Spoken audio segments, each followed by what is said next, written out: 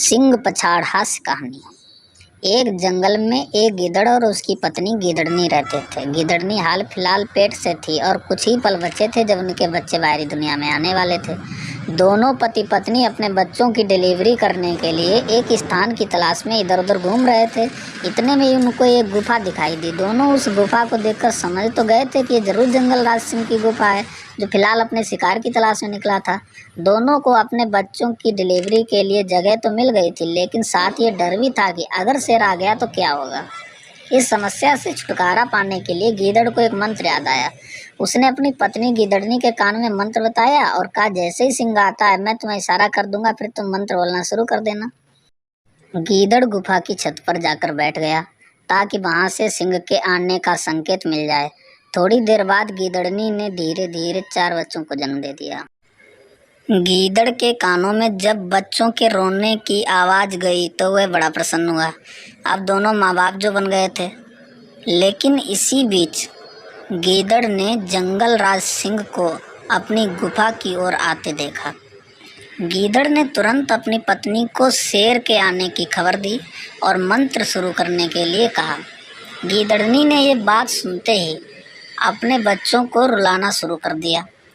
सिंह जो अपनी गुफा के बीच पहुंच गया था, बच्चों की आवाज़ सुनते ही झाड़ियों में छुप गया और देखने की कोशिश करने लगा कि आज मेरी गुफा में कौन सा शरारती घुसा है। वहाँ दोनों का मंत्र योजना शुरू हो चुका था। गीदड़ ने गुफा की छत से ही आवाज़ लगाई और बोला, अरे चंदा बदनी, आज बच्चे रो क्यों रहे हैं। नीचे से गीदड़नी ने आवाज़ लगाई और बोली, सिंह पछाड़, ये आज खाने में शेर का कलेजा मांग रहे हैं। शेर ये बात सुनते ही सफ़ेद हो गया और सोचने लगा कि कौन सी बला आ गई जंगल में जिन्हें खाने में शेर का कलेजा चाहिए, और इसका तो नाम भी सिंह पछाड़ है। सिंह पछाड़ नाम की दहशत उसके मन में बैठ गई। फिर ऊपर से गीदड़ बोलता, ठीक है, किसी शेर को देखने दो, आज तुम्हें शेर का कलेजा ही खिलाता हूँ। ये बात सुनते ही जंगल का राजा शेर वहाँ से ऐसे भागा मानो सच में आज कोई उसका कलेजा निकाल लेगा। भागते भागते शेर को रास्ते में एक लोमड़ी मिली। लोमड़ी बोली, अरे जंगल राज, इतने भयभीत होकर कहाँ भागे जा रहे हो। शेर बोला, काहे का जंगल राज, आज तो बाल बाल बचा हूँ, नहीं तो मेरा कलेजा खा जाते। न जाने जंगल में कौन सी बला घुसाई है। लोमड़ी ने पूछा, क्या हुआ, मुझे ठीक ठीक बताओ। शेर ने उसे सारी आप बीती सुनाई। ये सुनते ही लोमड़ी जोर जोर से हंसने लगी। शेर गुस्से में बोला, मेरी जान पर बनाई और तू हंस रही है। लोमड़ी बोली, अरे जंगल राज, तुम जितने खतरनाक हो उतने ही नासमझ भी। तुम्हारी गुफा में कोई बला नहीं आई है, बल्कि जंगल के ही जानवर गीदड़ और गीदड़नी हैं जिन्होंने तुम्हारी गुफा में बच्चे दिए हैं और तुम्हारे आने के डर से ये सारा खेल रचा है। मैं कब से बैठी वहाँ उनका खेल देख रही थी। सिंह को फिर भी उसकी बातों पर विश्वास नहीं हो रहा था। वह उनकी बातें सुनकर भयभीत हो चुका था। तो लोमड़ी ने कहा, अच्छा, तुम मेरे साथ चलो, तुम्हें खुद पता चल जाएगा। शेर ने जाने से तुरंत मना कर दिया और बोला कि अगर वे सच में कोई खतरनाक चीज़ निकले तो मैं अपना इतना विशाल शरीर लेकर कहाँ छुपूंगा। तू तो छुप जाएगी कहीं भी। काफ़ी मुशक्कत के बाद सिंह चलने के लिए राजी हो गया, लेकिन उसने लोमड़ी को अपनी पूंछ से बांध लिया और बोला, अगर मैं मरा तो तू बचकर कहाँ को जाएगी। फिर दोनों सिंह की गुफा की ओर चल दिए।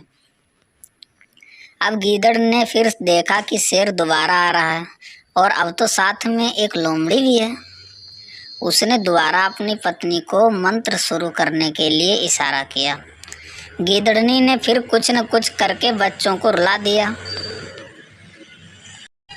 गीदड़, अरे चंदा बदनी, बच्चों को चुप क्यों नहीं कराती। गीदड़नी, अरे सिंह पछाड़, ये कह रहे हैं अभी तक शेर का कलेजा क्यों नहीं आया।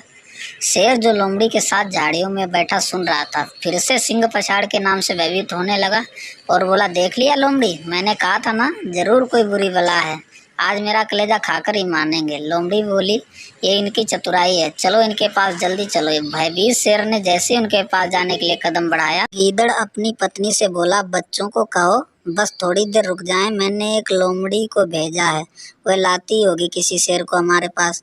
भाई साहब, ये सुनते ही शेर जो वहाँ से भागा, क्योंकि लोमड़ी भी उसकी पूंछ से बंधी थी, वह भी घसीटती हुई चली गई। जब शेर ने रुककर लोमड़ी पर अपना गुस्सा उतारना चाहा, देखा तो वह मर गई थी। ये देखकर शेर वहाँ से चला गया।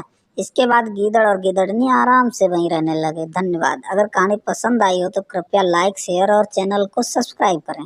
धन्यवाद।